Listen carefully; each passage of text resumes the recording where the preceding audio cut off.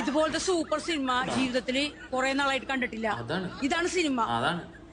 കൊറേ അലവലാതി സിനിമകൾ കുറെ ഇറങ്ങുന്നുണ്ട്. ഒന്നിനും കൊള്ളൂല.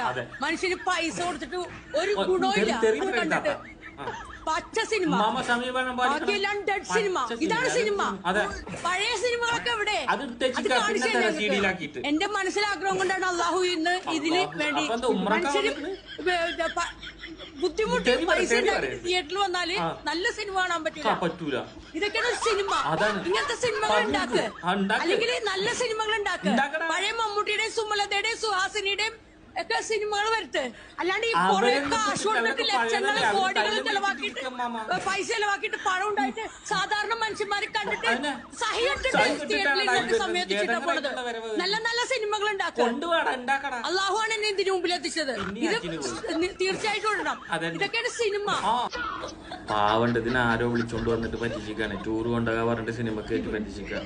അതിന്റെ ഒരു ബുദ്ധിമുട്ട് നോക്ക്. പാവം അത് കണ്ടപ്പോ അതിന് എന്തോ ഒരു കിട്ടിയ മാതിരിയാണ്. പാവുണ്ട്. അള്ളാഹുവാണ് അവിടെ എത്തിച്ചെന്നാ പറഞ്ഞു. നല്ല ഈമുള്ള ചെയ്ത്താൻ.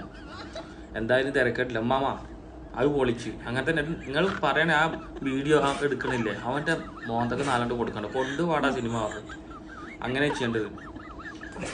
ഒന്ന് സൂക്ഷിച്ച് നടന്നോളി. താത്ത ആകെ പ്രശ്നം വിട്ടിട്ടാ. അല്ലമ്മാമ ആകെ കയ്യിൽ നിന്ന് പോയിട്ടാണ്. പിന്നെ ആ പഴയ ആൾക്കാരെ, പഴയ നടന്മാരെയൊക്കെ സിനിമ കൊണ്ടുപോകാന്ന് പറഞ്ഞാൽ അത് ലേശം പാടാം.